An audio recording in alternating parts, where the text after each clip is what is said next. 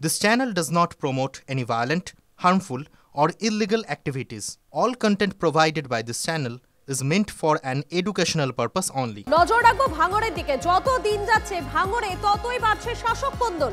আরো তীব্র হচ্ছে শওকত কাইজারের দ্বন্দ্ব। গতকাল সন্ধ্যে থেকে খুনের হুমকি পাচ্ছেন তিনি।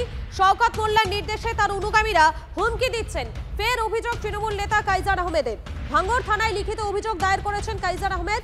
বেউতা 2 গ্রাম পঞ্চায়েতের প্রধান শেখ সাবির এবং চালতাবেরিয়া অঞ্চল তৃণমূল কনভেনার ওহিদুল মোল্লার বিরুদ্ধে অভিযোগ কাইজারের। সত্যজিৎ রয়েছেন আমাদের প্রতিনিধি। সত্যজিৎ, মূলত কি অভিযোগ করছেন কাইজার আহমেদ? দেখো, কাইজার আহমেদ যেটা অভিযোগ করছে যে শওকত মোল্লার নির্দেশেই কার্যত তৃণমূল কংগ্রেসের বেশ কিছু কর্মী নেতারা তারা কাইজার আহমেদকে খুনের হুমকি দিচ্ছে এবং খুনের পরিকল্পনা করছে বলে কিন্তু কাইজার আহমেদ ভাঙড় থানাতে লিখিত অভিযোগ দায়ের করেছে। তুমি জানো যে বেশ কিছুদিন আগেই কাইজার আহমেদের পার্টি অফিস ভাঙচুর এবং তারপর থেকেই শাসক দলের এই কাইজার এবং অপরদিকে শওকত দুজনার কিন্তু কাজিয়া চরম জায়গায় পৌঁছেছে এবং কাইজারের পক্ষ নিয়েছে আরাবুল ইসলাম। তাতে করে কিন্তু এই তৃণমূল কংগ্রেসের দুই গোষ্ঠীর মধ্যে গোষ্ঠীদ্বন্দ্ব বর্তমানে বিরাট মাথা ব্যথার কারণ হয়ে উঠেছে ভাঙড়ে এবং প্রত্যেক দিনেই বাক বিতণ্ডায় দুই পক্ষের জড়িয়ে যাওয়াতেই কার্যত রাজনৈতিক উত্তাপও বাড়ছে ভাঙড় জুড়ে। মধুকল্পিতা, ধন্যবাদ তোমাকে। এবং এই বিষয়ে কাইজার আহমেদ কি বলছেন শোনাবো আপনাদের।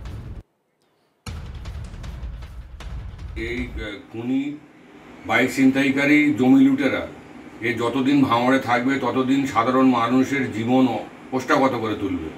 তাই ভাঙড়ের আপামর সাধারণ মানুষের কাছে আমি আবেদন করব, যতদিন না জেলার সাংগঠনিক পরিবর্তন ঠিকঠাক হচ্ছে ততদিন না এদের ডাকে কোনো মিটিং মিছিলে যাবেন না। এবং যারা এই সমস্ত হুমকি দিচ্ছে তাদের মধ্যে 80% তাদেরকে জোর জবরদস্তি করে তাদেরকে দিয়ে এই হুমকি ভিডিওগুলো ছাড়ছে। এবং আমি ভাঙড়ের সাধারণ মানুষ মা বোনদের কাছে বলবো যে কলে কারখানায় রাস্তাঘাটে যেখানে সেখানে এদের মতো লোক যারা যাবে তাদেরকে ধিক্কার জানান। একসাথে এই খুনি সন্ত্রাসবাদীর বিরুদ্ধে আমরা গর্জে উঠি।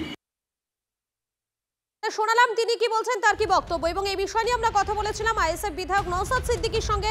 তিনি কি বলেছিলেন, তার কি বক্তব্য আপনাদের শুনুন। শওকত স্যারকে এখন যে গাড্ডায় উনি পড়েছেন সেই গাড্ডা থেকে ওনাকে পরিত্রাণ পাওয়ার উনি চেষ্টা করছেন। এখন খড়কুটো ধরে বাঁচার চেষ্টা করছে। যে কদিন আগে কারো অস্তিত্ব ছিল না, 50,000 ভোটে হারবে, 1 লাখ ভোটে হারবে বলে চিৎকার করছিল, যখনই ফাঁদে পড়ে গিয়েছে আবার তাকে ধরে বাঁচার চেষ্টা হচ্ছে। আমি একদম স্পষ্ট দাঁতহীন মাথায় বলছি, এই কাইজার সাহেব, এই আরাবুল সাহেব, শওকত সাহেব সকলেই আমাদের পার্টির কর্মীদের উপর অত্যাচার চালিয়েছে। কেউ আমাদের পার্টি কর্মীকে খুন করেছে তো কেউ মিথ্যা মামলা দিয়ে জেল খাটিয়েছে। সুতরাং এদের 3 জনের সাথে কোনো আপোষ আইএসএফ করবে না, করবে না, করবে না। কেষ্ট এবং কাজল গোষ্ঠীর দ্বন্দ্ব অব্যাহত রয়েছে বীরভূমে। অনুব্রত মণ্ডলকে তীব্র আক্রমণ তৃণমূল নেতা মোহাম্মদ ইউনুসের এবং এসআইআর কে স্বাগত জানানোয় কেষ্টকে আক্রমণ ইউনুসের। এসআইআর নিয়ে পথে নামবেন মমতা অভিষেক। অথচ আমাদের দলের এক নেতা আবার দেখুন বোলপুরের এক দাদা কি সহজে বললেন এসআইআর হোক, তাতে কোনো প্রবলেম নেই। অর্জুন সিং আর শুভেন্দু অধিকারীর মতো এও এক ধরনের নেতা। এই ভাষাতেই অনুব্রতকে আক্রমণ কাজল ঘনিষ্ঠ নেতা মোহাম্মদ ইউনুসের। মানুষকে ভোটার তালিকা থেকে বাদ দেওয়া হবে, এইরকম একটা পরিকল্পনা নির্বাচন কমিশন নিয়ে বসে আছেন, মোদী সরকার নিয়ে বসে আছেন, যেটা মমতা ব্যানার্জি বুঝতে পেরেছেন বলে কিন্তু তার বিরুদ্ধে এসআইআর বিরুদ্ধে কিন্তু লাগাতার আন্দোলন করে যাচ্ছে।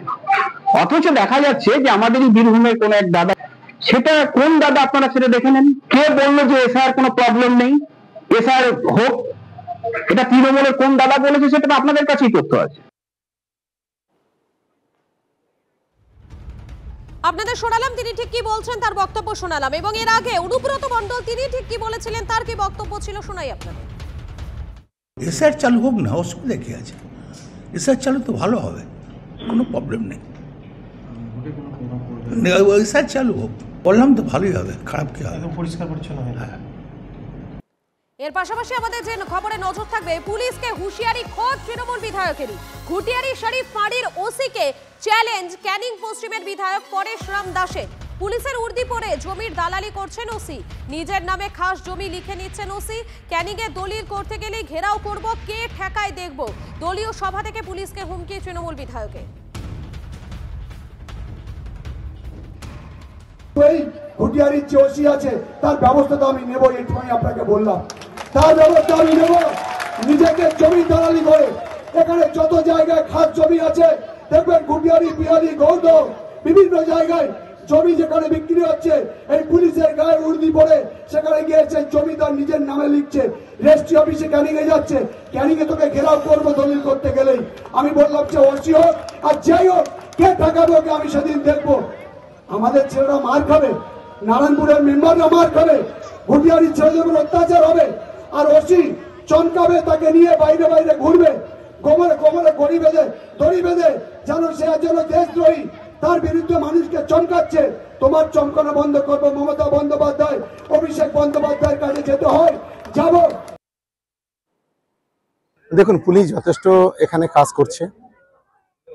সমস্যা আছে কিছু একটা অংশের পুলিশ, দু একজন যারা একটু সবসময়ের জন্য তারা একটু নেগলিজেন্সি যাদের থাকে। আমাদের একটাই দাবি যে এখানে যারা হেরোইন পাতার ডিলার আছে অবিলম্বে তাদেরকে গ্রেপ্তার করা এবং তাদেরকে দৃষ্টান্তমূলক শাস্তির ব্যবস্থা করা। যুব সমাজ ধ্বংস হয়ে যাচ্ছে, এটাই হচ্ছে আমাদের মূলত দাবি। আমাদের পুলিশের বিরুদ্ধে কোনো ক্ষোভ নেই। আপনারা শুনলেন তারা ঠিক কি বলছেন, এবং এই বিষয়ে আমরা কথা বলেছিলাম প্রাক্তন পুলিশ কর্তা অরিন্দম আচার্যর সঙ্গে। তিনি কি বলছেন তার কি বক্তব্য শোনাই আপনাদের। তো ওখানে বদলি করেনি বহুদিন পরে অন্য কারণে। আজকে এমএলএ যদি বলে, তার যদি সার বস্তা থাকে, এলিগেশন পুলিশ এগেনস্টে প্রচুর হতে পারে। যদি সত্য ঘটনা হয়, তদন্তে যদি প্রমাণিত হয়, বললে তো হবে না। ওই যে বলছে ক্যানিং এর রেজিস্ট্রার অফিসে নাম টাম রয়েছে, এগুলো যদি তদন্ত করে, এটা ডিস্ট্রিক্ট এনফোর্সমেন্ট বেঞ্চ করে, যদি করে থাকে সত্য ঘটনা হয়, এক্সাম্পল হিসাবে দাঁড় করানো দরকার।